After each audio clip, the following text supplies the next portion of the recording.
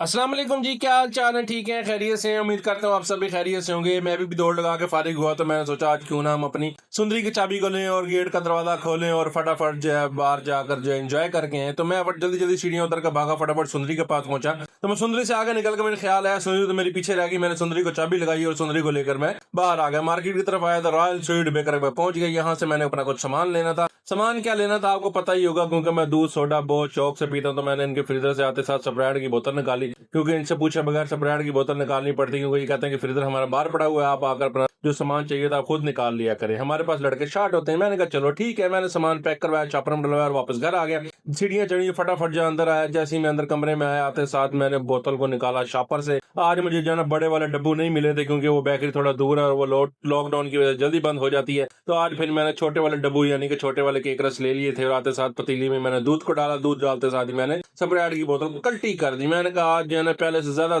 Sprite डालनी है, ताकि जो है ना झाग अच्छी से बने। पिछली दफा झाग कम बनी थी, जैसे बाजार वाले बनाते हैं, दूसरा वैसा नहीं बना, लेकिन इस दफा दूसरा बहुत अच्छा बना था और मुझे पसंद भी बहुत आया। और फिर मैंने डब्बू यानी कि जो केक रस से फिर मैंने वो खोले। उसको खोलने के बाद इसमें बहुत छोटे साइज के केक रस थे और ये इतने मजेदार भी नहीं थे। ये वाले डब्बू मजे के नहीं है। जो पहले वाले डब्बू थे ना, वो डब्बू जो है वो फेवरेट मेरे थे डब्बू, और वो थे भी बटर वाले डब्बू, और उनको खा के मजा भी आता था। इसको खा के हमें कोई मजा नहीं आया, क्योंकि नॉर्मल जिस तरह पापे होते हैं उस तरह का टेस्ट दे रहे थे। और फिर मैंने खैर खाना तो था, लेकिन ये मैंने खा लिया। और साथ जब मैंने दूध का जो है मग्गा पिया तो मजा ही आ गया, क्योंकि ठंडा ठंडा दूध सोडा और क्या मजेदार था।